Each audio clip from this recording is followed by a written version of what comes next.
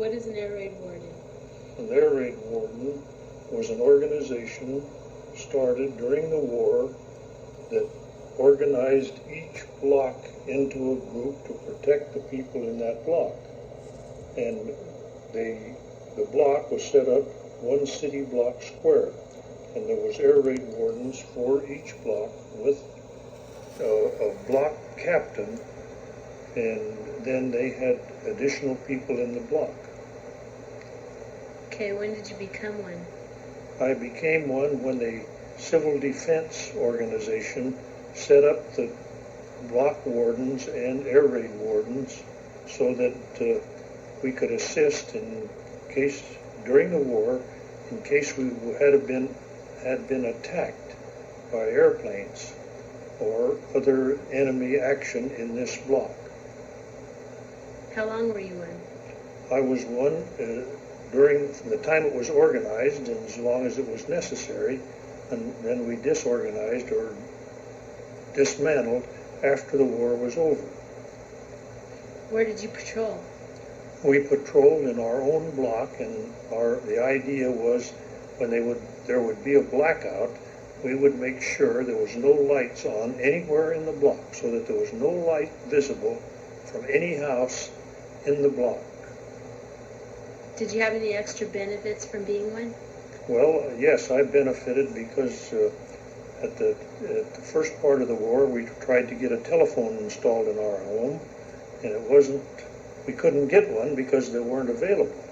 But when the person who was the air raid warden in this block, the person who was called whenever there was an air raid alert and give me the information, moved out of the block by the telephone company, then installed a telephone in my home so that I would be able to get my calls. Okay, describe what an alert was in a blackout. Well, an alert, we would have an alert, a yellow alert, and we would be on call. In other words, if we got a call, an alert in the middle of the night, where we would be called by phone, and we would get up and get dressed and be available in case it went to a red alert. And we would get out into the block and make sure that there was no lights on.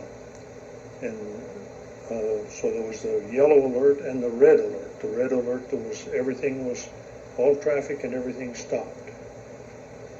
Okay, and what about a blackout?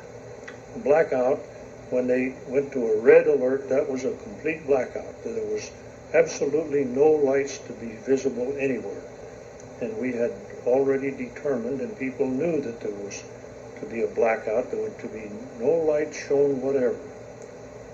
Okay, how did the people react? Did they cooperate, or were there any problems? People were very, very cooperative. They wanted to know if there was any light showing from their house, why everybody would cooperate and get the lights turned out or get the blackout blinds, the blinds on the house, which normally you can see through, but they would buy blackout blinds, and they would fix it so that there could be no light escape out through the blinds in the house. Okay, what other duties did you have?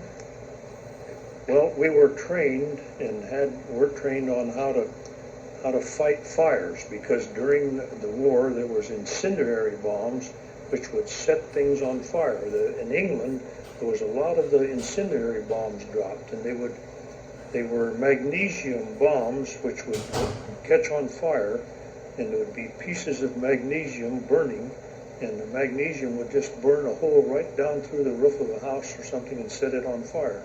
And we were trained how to put out magnesium fires, and we were supplied with water cans and special type nozzles and hoses, and how we could pump them and where we could get water to put out these particular magnesium bombs.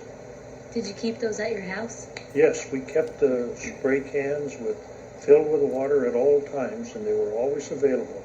There was at least one house in the block that had them, and sometimes there was two or more, depending on how many houses there was in the block, or whether they were apartment houses. Where there was apartment houses, there was, of course, more air raid wardens, more people trained, and more people available to put out fires.